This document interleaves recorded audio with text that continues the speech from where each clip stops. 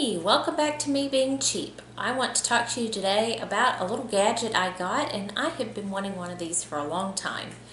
And I happen to be shopping at Harbor Freight, which is, where people looking for a discount shop. And they actually had them. So this is a kilowatt. Here's the packaging right here in case you're looking for one at the store. And what this device does is it measures the electrical use of your various things that you plug in, so various types of appliances. And since I'm always looking for a discount, if you shop at Harbor Freight and you sign up, you can get their mailings and they'll send you catalogs.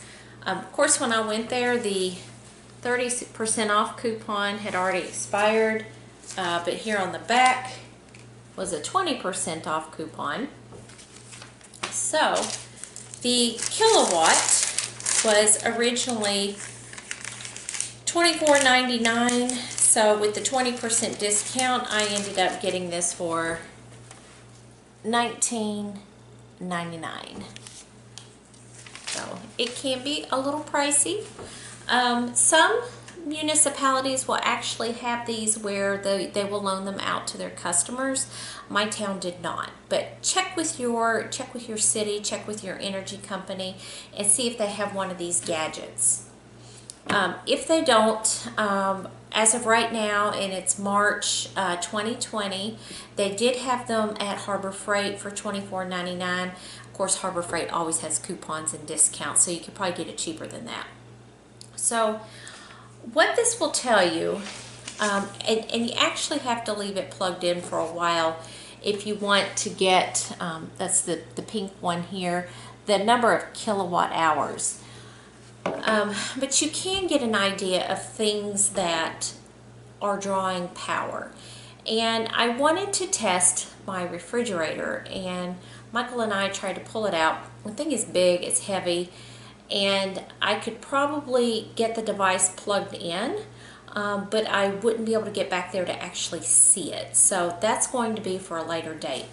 The rationale for wanting to actually measure the refrigerator is this refrigerator in my kitchen is about 16 years old.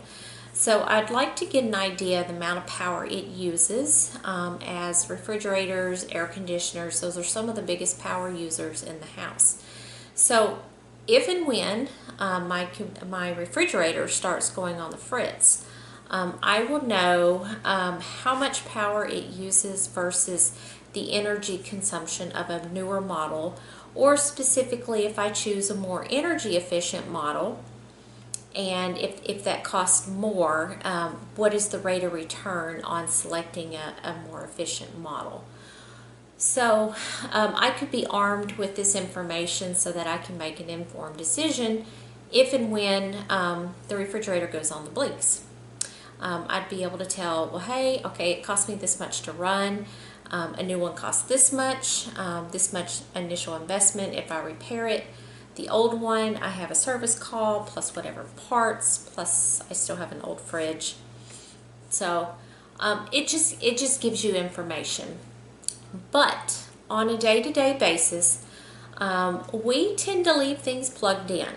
And so the fridge is not really one of those things that you plug and unplug, although I have seen some people put them on an electrical timer along with their freezers and have those set to go off in the middle of the night when they're not being used. I am not that extreme.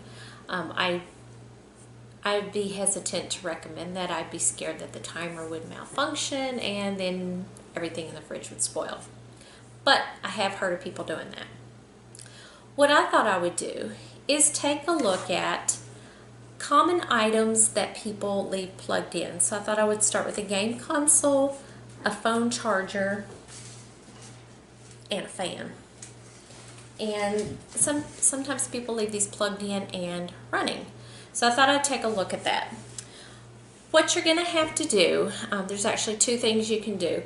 You can leave it plugged in for a substantial amount of time and then you'll be able to see actually how many kilowatt hours that appliance is using. I don't have enough time in this video, so I'm actually just going to show you how many watts it's using, and that's going to show the power draw and if it's significant or not. Now, over there on the other side of my kitchen, I do leave my mixer plugged in, so I thought, well, let me try that out and see if it's using much power. It actually isn't, and I thought most appliances had a power draw when they're plugged in, but maybe it's because that doesn't have a light or a clock on it. So there wasn't anything being measured on that. But let's go ahead and get started. Now, I know ideally you would plug this device into a wall outlet, but for the purpose of the video and not having to move around a lot, I am going to use an extension cord. Now, interestingly enough, this extension cord has a light on it, so I'm guessing it probably has a power draw. So let's see.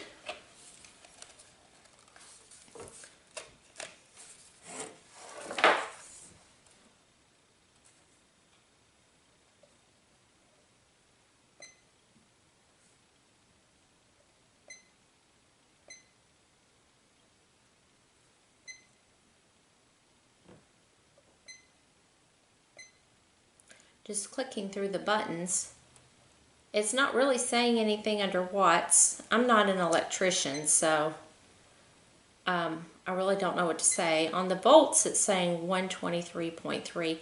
I think that has to do with the electricity, like the wall electricity in most houses here in the U.S. is like 110. You go out like to the shop where there's power tools, or your dryer if you have an electric dryer, and it's 220. So I think that's what the volt is. And so taking a look at the watts, it's kind of hard to see. My kitchen's a little dark. It's still saying 0.0.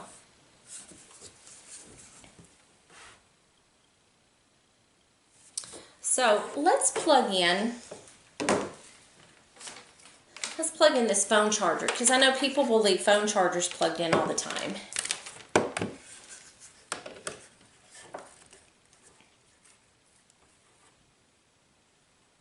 Okay, it's going between 0 and 0.3, so very slight draw.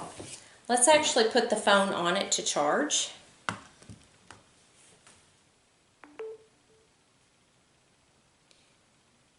And that jumps up to 7.8, 8.1 or so watts. I'll show that to you. So that's just with charging a cell phone. And I have one of these cordless chargers where it just charges through the case. Those are nice, by the way, if you haven't ever used one of those. You just have to set your phone on there. Okay.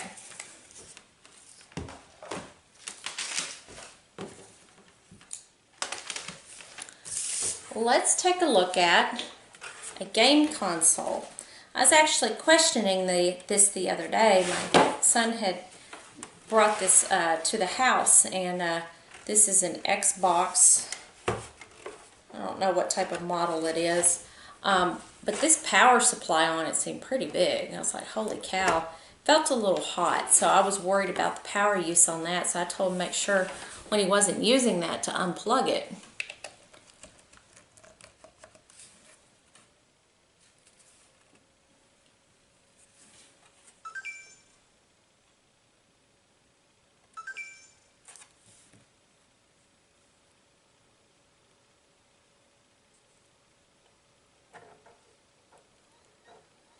All right. So this Xbox, if you leave it plugged in and on, it's at 57 or 58 watts.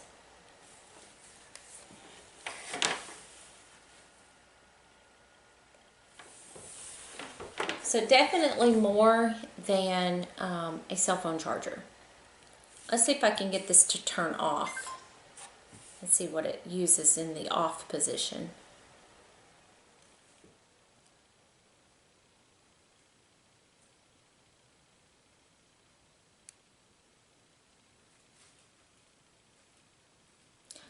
Okay, so in the off position, it's saying 0.0, which surprises me because there's a little light here on the power pack. I would think that that would draw at least a little bit of current.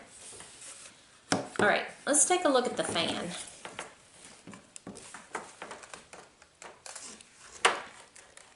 This is pretty tight.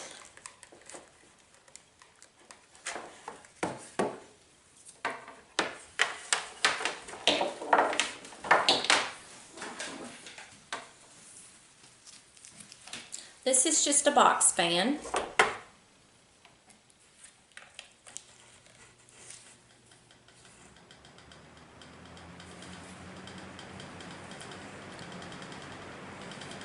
And on setting of 1, it's 63.5 watts.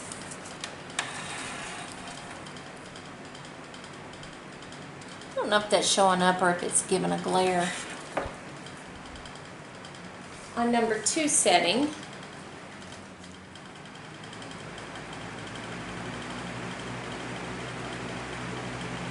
we're up around 78, 77, 78. And then on number 3 setting,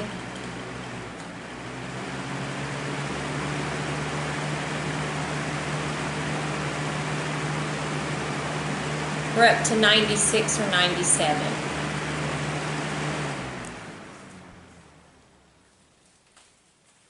So that gives you an idea of the amount of power that things are drawing being plugged in and left on, or just being plugged in. According to this, the fan is registering 0 on the watts just being plugged in. Now, I guess where you would have to go with this information is if you had something you were truly wondering about, you were worried about it increasing your power bill, I think you would leave it plugged into this kilowatt for some time and then check the number of kilowatt hours that it's using continuously. And then what you could do is take a look at your utility bill. And for example, so between December 20th and January 23rd, this house used 1,065 kilowatt hours. And I can see how much I was charged for that. Our electricity here is pretty cheap. It was $93.60 for that. There is an electric adjustment, and it was $49.48. So about 150 for the 1,065. That'll give you an estimate of how much they are charging per kilowatt hour. If you don't want to do the math, you could probably just call your utility company and just ask them how much.